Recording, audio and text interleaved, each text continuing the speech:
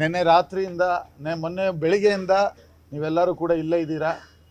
ನನಗೆ ಎಷ್ಟು ಒಳಗಡೆ ನಮಗೆ ಎಷ್ಟು ಕ್ವೆಶ್ಚನ್ ಆಯಿತು ಅಷ್ಟೇ ನೀವು ಇಲ್ಲಿ ಶ್ರಮ ಪಟ್ಟಿದ್ದೀರಾ. ನಿಮಗೆಲ್ಲರಿಗೂ ಕೂಡ ಧನ್ಯವಾದಗಳನ್ನು ಹೇಳೋಕ್ಕೆ ಇಷ್ಟಪಡ್ತೀನಿ.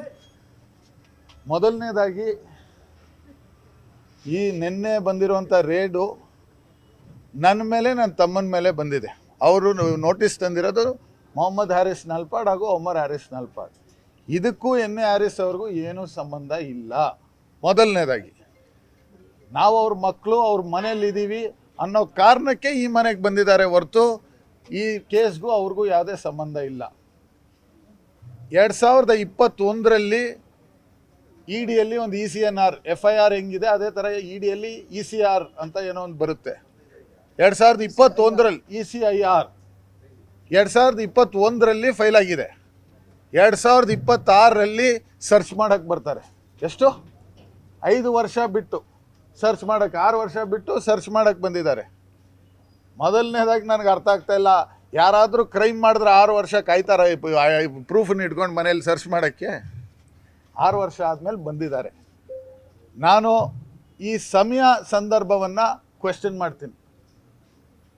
ಏನು ನನ್ನ ಇಡೀ ರೇಡ್ ಇರೋದು ನನ್ನ ಮೇಲೋ ಇಲ್ಲ ನನ್ನ ತಮ್ಮನ ಮೇಲೆ ಟಾರ್ಗೆಟ್ ಮಾಡೋಕ್ಕಲ್ಲ. ನನ್ನ ತಂದೆ ಮಂತ್ರಿ ಸ್ಥಾನವನ್ನು ತಪ್ಪಿಸ್ಬೇಕು, ಅವ್ರ ಮೇಲೆ ಟಾರ್ಗೆಟ್ ಮಾಡಬೇಕು, ಅವ್ರ ಮೇಲೆ ಗೂಬ ಕೂರಿಸ್ಬೇಕು ಅಂತ ಇದನ್ನು ಮಾಡಿದ್ದಾರೆ. ಮಾಧ್ಯಮ ಮಿತ್ರರೇ, ನಾನು ಒಬ್ಬ ಒಳ್ಳೆ ಮಗನಂತೂ ಆಗೋಕ್ಕಾಗಿಲ್ಲ.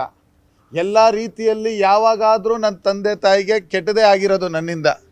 ನಾನು ಹೆಂಗೋ ಕಷ್ಟಪಟ್ಟು ಒಂದು ಯೂತ್ ಕಾಂಗ್ರೆಸ್ ಅಧ್ಯಕ್ಷನಾಗಿ ಒಂದು ಸ್ಥಾನಮಾನ ತಗೊಂಡು ಒಳ್ಳೆ ಕೆಲಸ ಮಾಡಿ ಅವ್ರಿಗೆ ಒಳ್ಳೆ ಹೆಸರು ತರೋಣ, ಒಳ್ಳೆ ಒಂದು ಮೊಮೆಂಟಮ್ ಆಗಬೇಕು, ನಾನು ಒಬ್ಬ ಒಳ್ಳೆ ಮಗ ಆಗಬೇಕು. ನನ್ನ ತಂದೆ ಹೆಂಗೆ ಅವ್ರ ತಾತ ಆಗಿದ್ದಾರೆ ಅದೇ ರೀತಿ ನಾನು ಒಳ್ಳೆ ಒಬ್ಬ ಮಗ ಆಗಬೇಕು ಅಂತ ಪ್ರಯತ್ನ ಪ್ರತಿ ಬಾರಿ ಪಡ್ತೀನಿ. ಆದರೆ ಯಾವುದೋ ಒಂದು ಕೇಸನ್ನು ಇಟ್ಕೊಂಡು ನಮ್ಮನ್ನು ಟಾರ್ಗೆಟ್ ಮಾಡಬೇಕು, ನಮ್ಮನ್ನು ಹಾಳು ಮಾಡಬೇಕು, ನನ್ನ ತಂದೆಗೆ ಅವ್ರಿಗೆ ಸ್ಥಾನಮಾನ ಸಿಗದೇ ಇರಬೇಕು, ಟೈಮಿಂಗ್ ಮಾಡ್ತಾ ಇದ್ದಾರೆ.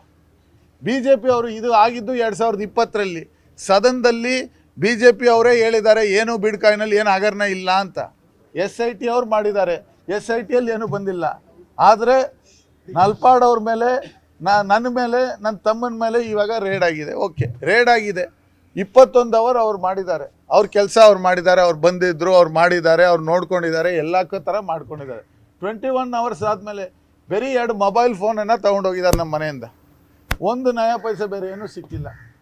ಬೇರೆ ಕೆಲವು ಮಾಧ್ಯಮದವರು 37 ಲಕ್ಷ ಸಿಕ್ತು ಹೆಲಿಕಾಪ್ಟ್ರಲ್ಲಿ ಬರೋದು. ಆ ಹೆಲಿಪ್ಯಾಡ್ ಎಲ್ಲಿದೆ ಅಂತ ನನಗೆ ಗೊತ್ತಾಗಬೇಕಿತ್ತು, ನಮ್ಮ ಹೆಲಿಕಾಪ್ಟ್ರಲ್ಲಿ ಎಲ್ಲಿ ಲ್ಯಾಂಡ್ ಆಗೋಕ್ಕೆ.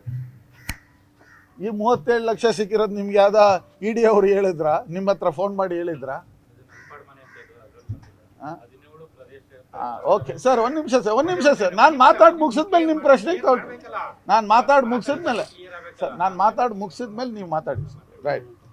ನಿರ್ಭೀತ, ನಿಷ್ಪಕ್ಷಪಾತ, ವಿಶ್ವಾಸಾರ್ಹ ಸುದ್ದಿಗಳಿಗೆ ಮತ್ತೊಂದು ಹೆಸರಾಗಿರೋ ನ್ಯೂಸ್ 18 ಕನ್ನಡ ಈಗ ಆಪ್ನಲ್ಲೂ ಲಭ್ಯ ಇದೆ. ದಯವಿಟ್ಟು ಇಲ್ಲಿರೋ QR ಕೋಡ್ ಅನ್ನು ಸ್ಕ್ಯಾನ್ ಮಾಡಿಕೊಂಡು ಆಪ್ ಡೌನ್ಲೋಡ್ ಮಾಡೋದಕ್ಕೆ ಮರಿಬೇಡಿ.